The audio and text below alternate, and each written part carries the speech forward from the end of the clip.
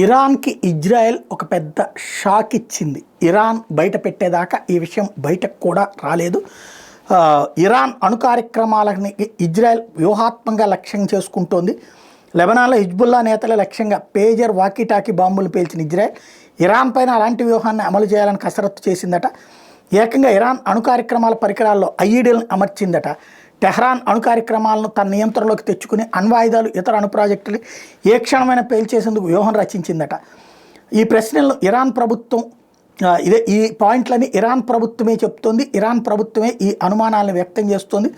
తాము అణు కార్యక్రమాల కోసం కొనుగోలు చేసిన కవ్వాలు సెంట్రల్ ఫ్యూజ్కి సంబంధించిన ప్లాట్ఫారంలో ఇజ్రాయెల్ అమర్చిన బాంబులు గుర్తించామని ఇరాన్ వ్యూహాత్మక వ్యవహారాల ఉపాధ్యక్షుడు విదేశాంగ శాఖ మాజీ మంత్రి మహమ్మద్ జావేద్ జరీఫ్ ఇరాన్ ఇంటర్నేషనల్కి ఇచ్చిన ఇంటర్వ్యూలో చెప్పుకొచ్చారు. ఈ చర్య మా భద్రతా సవాళ్లను తీవ్రతం చేసింది అని చెప్పుకొచ్చారు. ఈ ఘటన ఎప్పుడు జరిగింది, ఎలా గుర్తించారనే వివరాలను ఆయన వెల్లడించలేదు. 2020లో ఇరాన్లోని సతాంజ్ అణు కేంద్రంలో సెంట్రల్ ఫ్యూజులు పేలిపోయి భారీ ప్రమాదం జరిగిన విషయం తెలిసిందే. 2021లోనూ నాటాండ్ అణు కేంద్రం మీద సైబర్ దాడి జరిగింది. అప్పట్లో ఇరాన్ ఈ ఘటనను న్యూక్లియర్ టెర్రరిజం అని అభివర్ణించింది. తాజాగా జరీఫ్ చేస్తున్న ఆరోపణలు 2021లో కొనుగోలు చేసిన సెంట్రల్ ఫ్యూజ్కి సంబంధించినవని ఇరాన్ పత్రికలు చెప్తున్నాయి. ఇరాన్ అధ్యక్షుడు మసూద్ వజక్రియాన్ కూడా దీని మీద పరోక్షంగా స్పందించారు. ఎన్బీసీ ఛానల్కి ఇచ్చిన ఇంటర్వ్యూలో ఆయన మాట్లాడుతూ ఇరాన్ యుద్ధం పట్ల ఆసక్తి చూపెట్టడం లేదని చెప్పుకొచ్చారు.